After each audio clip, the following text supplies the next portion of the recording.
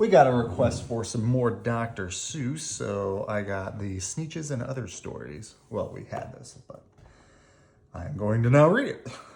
So, the Sneetches and Other Stories, written and illustrated by Dr. Seuss. The Sneetches.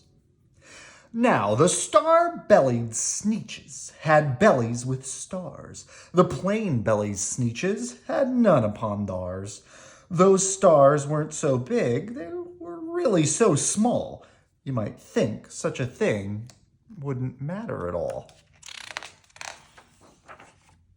But because they had stars, all the star-bellied Sneetches would brag, "We're the best kind of Sneetch on the beaches." With their snoots in the air, they would sniff and they'd snort. "We'll have nothing to do with the plain-belly sort." And whenever they met some, when they were out walking, they'd hike right on past them without even talking. When the star-belly children went out to play ball, could a plain belly get in the game? Not at all. You could only play if your bellies had stars, and the plain-belly children had none upon theirs.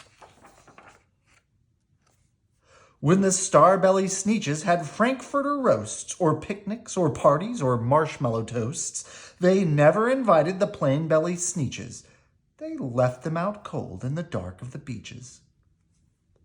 They kept them away, never let them come near, and that's how they treated them year after year. Then, one day it seems, while the plain-bellied Sneetches were moping and doping along alone on the beaches, just sitting there wishing their bellies had stars, a stranger zipped up in the strangest of cars. "My friends," he announced in a voice clear and keen, "my name is Sylvester McBean, and I've heard of your troubles. I've heard you're unhappy, but I can fix that. I'm the fix-up chappie. Fix-it-up chappie. I've come here to help you. I have what you need, and my prices are low, and I work at great speed, and my work is 100% guaranteed."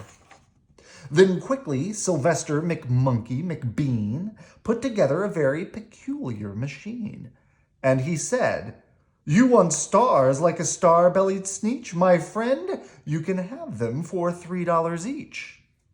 Just pay me your money and hop right aboard." So they clambered inside. Then the big machine roared, and it clonked, and it bonked, and it jerked, and it burked, and it bopped them about, but the thing really worked. When the plain-bellied Sneetches popped out, they had stars. They actually did. They had stars upon theirs. Then they yelled at the ones who had stars at the start, "We're exactly like you. You can't tell us apart. We're all just the same now, you snooty old smarties, and now we can go to your Frankfurter parties." "Good grief," groaned the ones who had stars at the first. "We're still the best Sneetches, and they are the worst. But now, how in the world will we know?" They all frowned. If which kind is what, or the other way round?" Then up came McBean with a very sly wink, and he said, "Things are not quite as bad as you think. So you don't know who's who. That is perfectly true. But come with me, friends. Do you know what I'll do? I'll make you again the best Sneetches on the beaches, and all it will cost you is $10 eaches."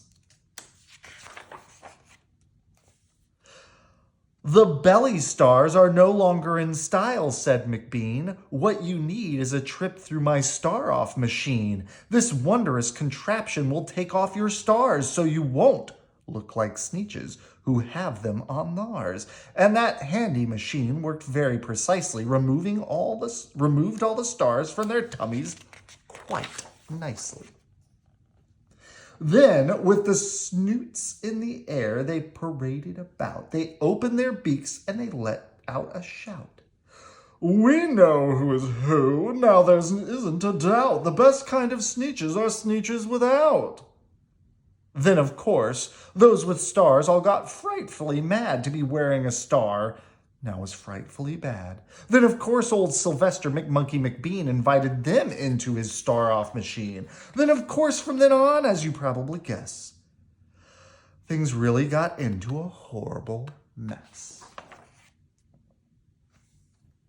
All the rest of that day, on those wild screaming beaches, the fix-it-up chappie kept fixing up Sneetches.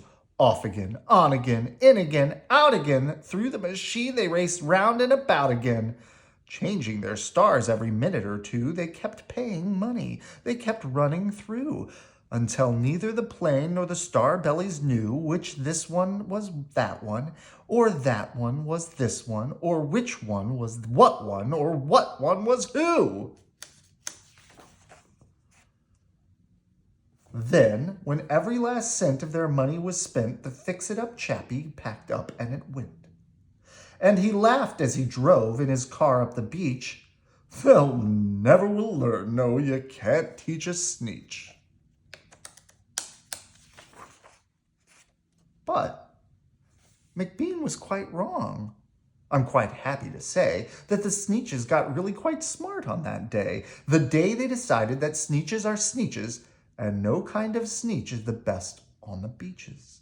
That day all the Sneetches forgot about stars and whether they had one or not upon theirs.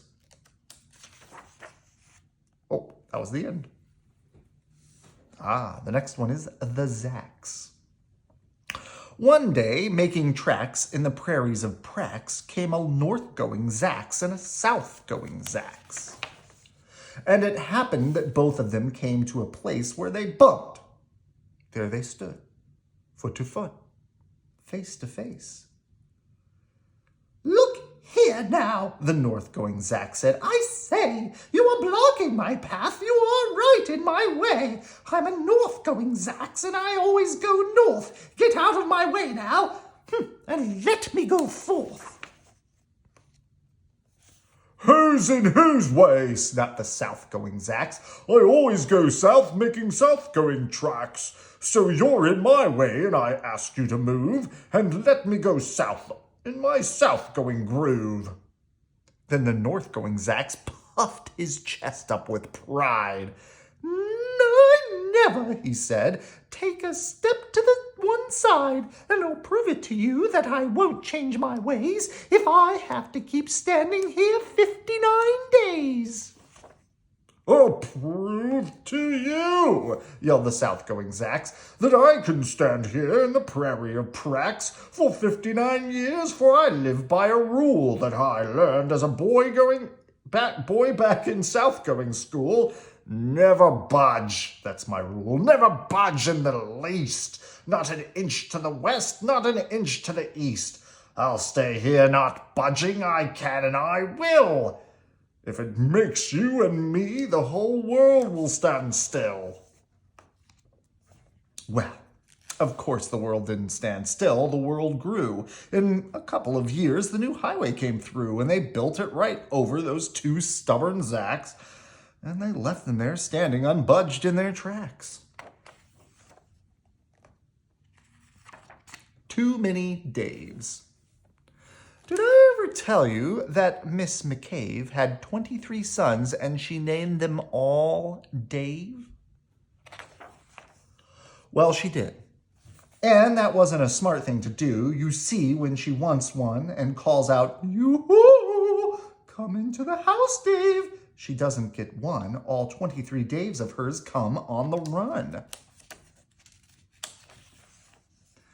This makes things quite difficult at the McCaves, as you can imagine with so many Daves, and often she wishes that when they were born, she had named one of them Bodkin Van Horn, and one of them Who's Foos, and one of them Snim, and one of them Hot Shot, and one Sunny Jim, and one of them Shadrach, and one of them Blinky, and one of them Stuffy, and one of them Stinky, and another one Putt-Putt, another one Moonface, another one Marvin O'Gravel Balloon Face, and one of them Ziggy, and one of them Soggy Muff, and One Buffalo Bill and one Biffalo Buff, and one of them Sneepy and one Weepy Weed, and one Paris Garters and one Harris Tweed, and one of them Sir Michael Carmichael Zutt, and one of them Olive Bolivar Butt, and one of them Zanzibar Buck McFat Fate.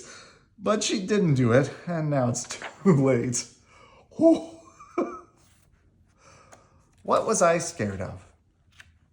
Well, I was walking in the night, and I saw nothing scary, for I have never been afraid of anything, not very.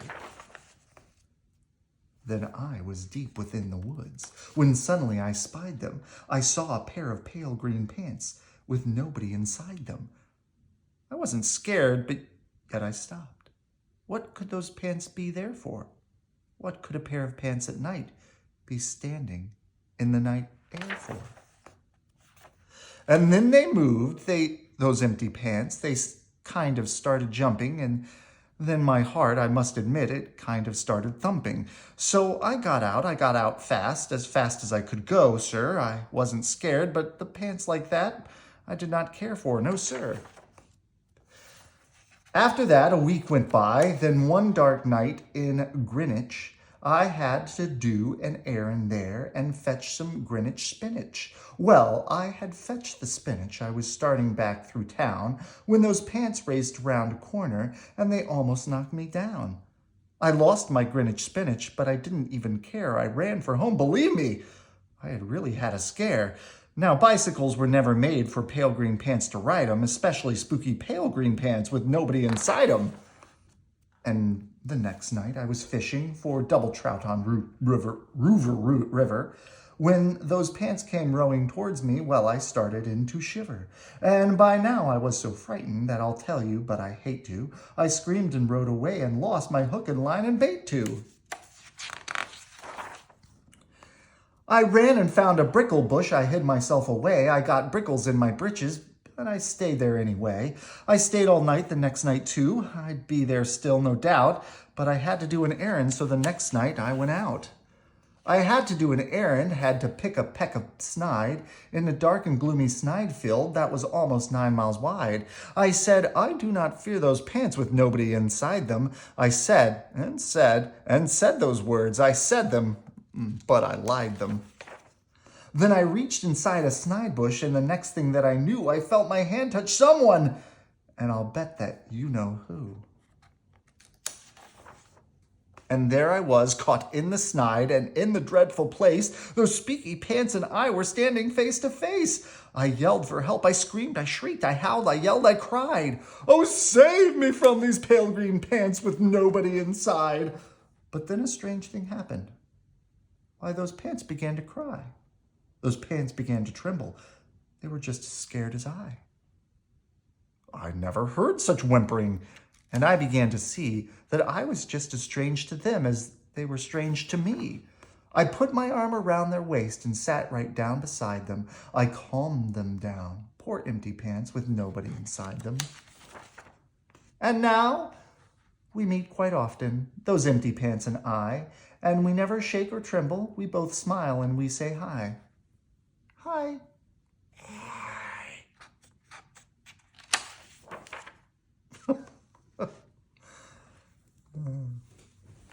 Good night. I love you.